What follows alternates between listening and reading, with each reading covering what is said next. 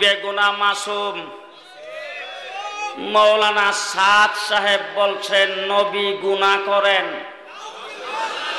শুধু সাইয়্যিদুল মুরসালিন সাইয়্যিদুন নবী মুহাম্মদুর রাসূলুল্লাহ সাল্লাল্লাহু আলাইহি ওয়াসাল্লাম সম্পর্কে বলেছেন, রাসূল সাল্লাল্লাহু আলাইহি ওয়াসাল্লাম যতগুলি বিয়ে করেছেন সমস্ত বিয়াতে হুজুর আকরাম সাল্লাল্লাহু আলাইহি ওয়াসাল্লাম খিজুর দিয়া উলিমা করেছেন। শুধুমাত্র জয়নব রাদিয়াল্লাহু তাআলা আনহুকে বিয়ে করার সময় আল্লাহর নবী গোশত আর রুটি দিয়া তিনি উলিমা করেছিলেন। এটা নবী ভুল করছেন। নাউজুবিল্লাহ। দেখেন ডাইনি বামে তাকায় দেখেন, কেউ যদি নাউজুবিল্লাহ না কয় মনে করবেন হে দলের লোক। নাউজুবিল্লাহ জোরে কান, আরো জোরে কান।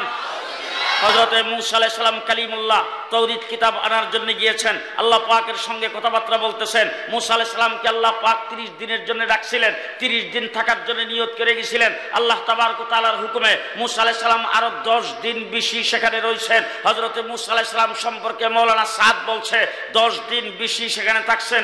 40 দিন কিতাব আনার জন্য যাইয়া ওই জায়গায় থাকার কারণে 5,56,000 উম্মত তার গুমরা হয়ে গেছে। মূসা আলাইহিস সালাম ক্ষমার যোগ্য ভুল করেছেন। আমার নবী মুহাম্মদুর রাসূলুল্লাহ সাল্লাল্লাহু আলাইহি সাল্লামকে লালন পালন যে চাচা করেছেন আবু তালেব, রাসূল সাল্লাল্লাহু আলাইহি ওয়াসাল্লাম চেষ্টা করতে করতে সর্বশেষ মৃত্যুর আগ মুহূর্তে যাইয়া রাসূল মাথার কাছে বসছে, বৈশা তারপরে হুজুর দেখছে, অন্যরা এদিক সেদিক তাকায় আছে। রাসূল কানের কাছে মুখটা নিয়ে বলছেন, চাচা আর কেউ জানবে না, জানতেও হবে না, শুনতেও হবে না, সাক্ষী প্রমাণের কোনো প্রয়োজন নাই। আপনি শুধু আমার কানের মধ্যে মুখটা লাগিয়ে বলবেন লা ইলাহা ইল্লাল্লাহ।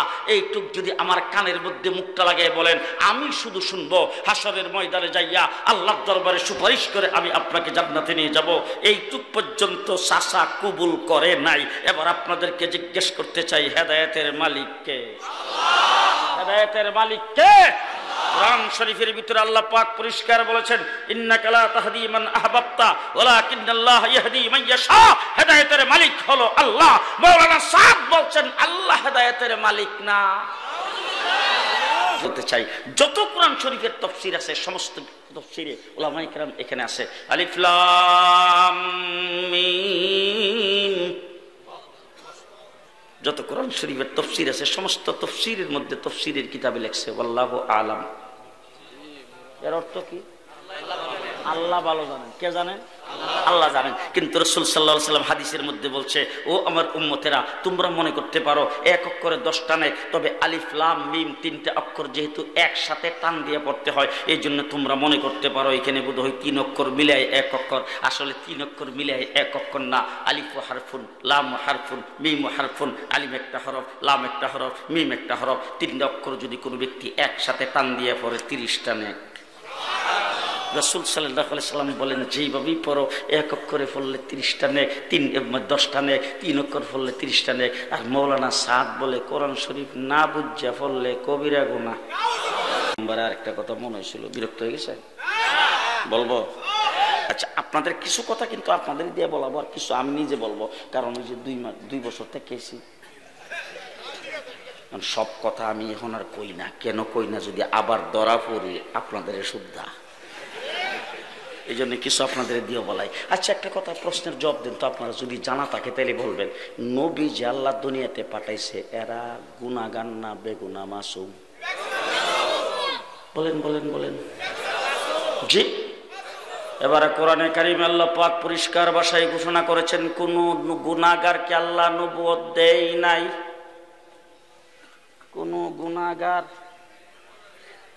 কোন গুনাহগার নবী হইতে পারে?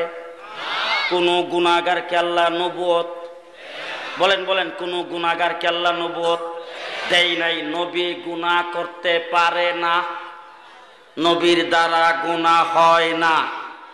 একমত একমত একমত সবাই? এটা আমাদের ঈমান, এটা আমাদের বিশ্বাস, ঠিক কিনা বলেন? নবী বেগুনাহ মাসুম। নবী বলেন বলেন, নবী বেগুনাহ মাসুম। আপনি আমার ঘরে মাসুম বাচ্চা আসে না নাই? এই ছোট বাচ্চাটারে কি বলবেন? মাসুম। এখন ছোট বাচ্চা বেগুনাহ মাসুম, আপনি মেহমানকে নিয়ে ঘরে খাইতে বসছেন, ছোট বাচ্চারা দৌড়ে আইসা আব্বু কয়ার ডাক দিয়ে পড়ে গেছে প্লেটের উপরে, প্লেটটার ভাত তরকারি যা আছে সব ফালাইয়া একবারে দস্তরখানের সাথে মাইখে ফেলছে, গ্লাসের পানিটাও ফালাইছে, গ্লাসটাও ভাঙছে।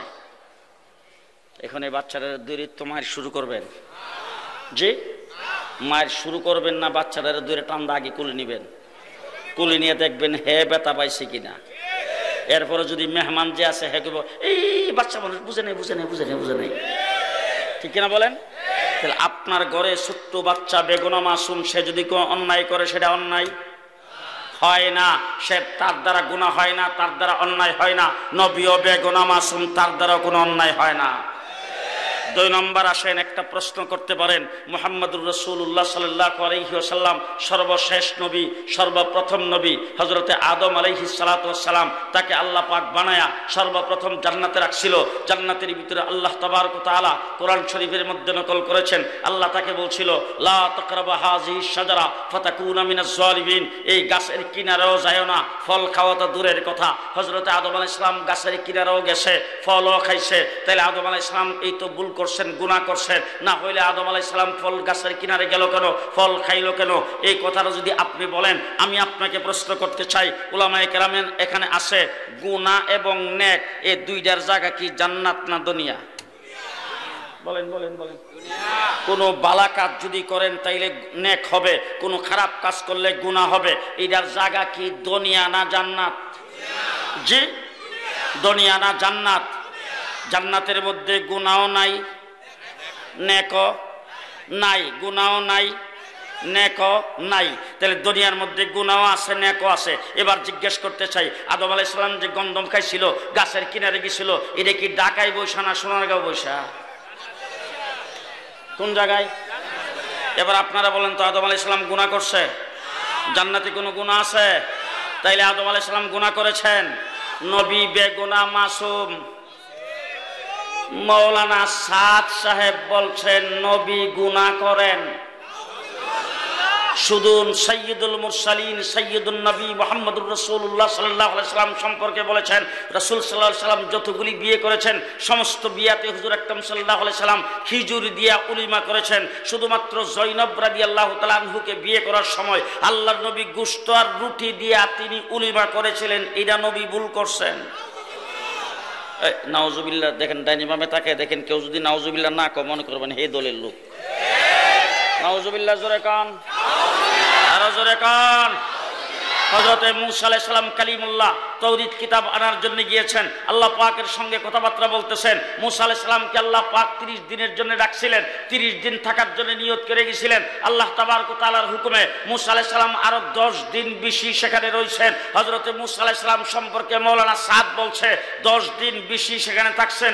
40 দিন কিতাব আনার জন্য যাইয়া ওই জায়গায় থাকার কারণে 5,56,000 উম্মত তার গুমরা হয়ে গেছে। মূসা আলাইহিস সালাম ক্ষমার যোগ্য ভুল করেছেন।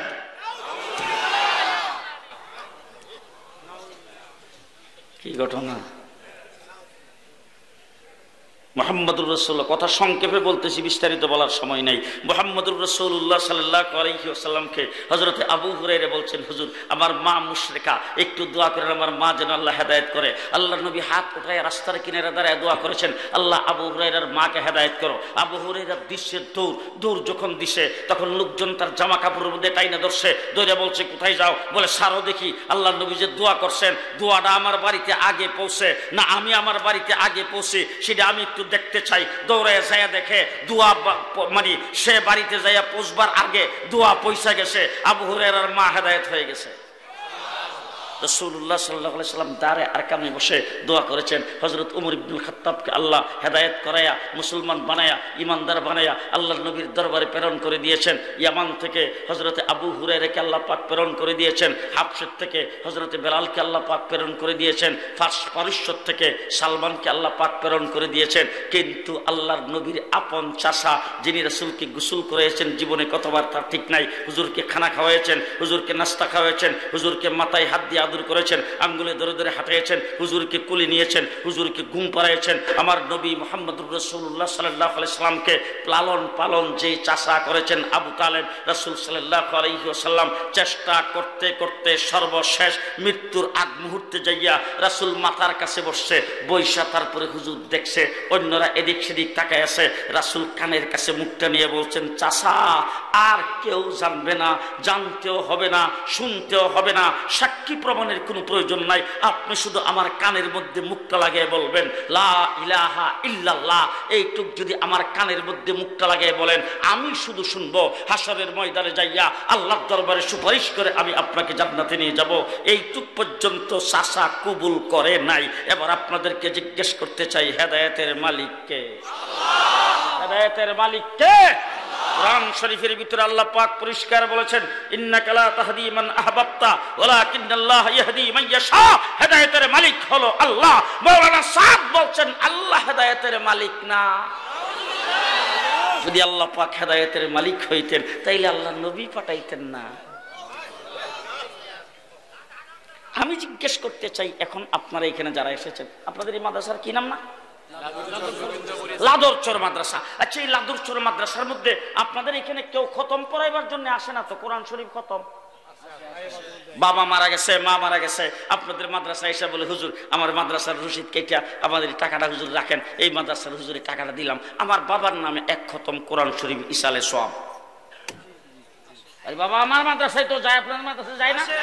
আচ্ছা, যখন যায় তখন কোরআন শরীফ সহজে খতম পড়াইবার জায়গা কোনটা? হেফজখানা। আমার মাদ্রাসায় যখন 10-15-20 জন ছাত্র যখন শোনায়, দৌড় শোনায়, আমি হাফিজ সাহেবের কাছে যাই, বলি হাফিজ সাহেব 2 খতম কোরআন শরীফ আছে। হাফিজ সাহেব ওই ছাত্রদের মধ্যে বাক করে দিয়ে দিল। ছাত্ররা বাস ঘন্টা 1.5 ঘন্টা 2 ঘন্টার ভিতরে কোরআন শরীফ খতম পড়াই দিল। এখন ছাত্ররা হেফজখানার ছাত্র যে কোরআন শরীফ মুখস্থ করছে, তাদের দ্বারা যে বাবার কবরের আযাব মাফ হওয়ার জন্য আমি যে ইসালে সওয়াবের নিয়তে যে কোরআন শরীফ খতম পড়াইলাম, হেফজখানার ছাত্র হাফেজ হয়ে গেছে 30 পারা। এর ফেডের ভিতরে যদি বুম মারি, বিসমিল্লাহর অর্থ আপনারা ঘুমাইছেন হুজুর, আপনারা কিছু না কইলে হারাতকে মিশা কথা কইতেছি।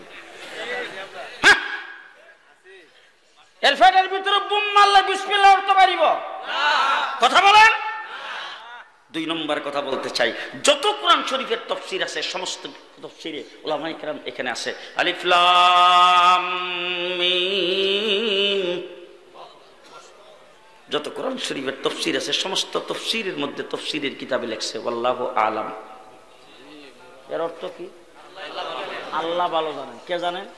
আল্লাহ জানেন। কিন্তু রাসূল সাল্লাল্লাহু আলাইহি ওয়াসাল্লাম হাদিসের মধ্যে বলছে, ও আমার উম্মতেরা, তোমরা মনে করতে পারো এক অক্ষরে 10 টানে, তবে আলিফ লাম মিম 3টা অক্ষর যেহেতু একসাথে টান দিয়ে পড়তে হয়, এই জন্য তোমরা মনে করতে পারো এখানে বোধহয় 3 অক্ষর মিলাই 1 অক্ষর। আসলে 3 অক্ষর মিলাই 1 অক্ষর না। আলিফ হারফুন, লাম হারফুন, মিম হারফুন। আলিফ একটা হরফ, লাম একটা হরফ, মিম একটা হরফ। 3টা অক্ষর যদি কোনো ব্যক্তি একসাথে টান দিয়ে পড়ে 30 টানে। রাসূল সাল্লাল্লাহু আলাইহি সাল্লাম বলেন, যেইভাবেই পড়ো 1 অক্ষরে পড়লে 30 টানে, 10 টানে, 3 অক্ষর পড়লে 30 টানে। আর মাওলানা সাদ বলে কোরআন শরীফ না বুঝা পড়লে কবিরা গুনাহ।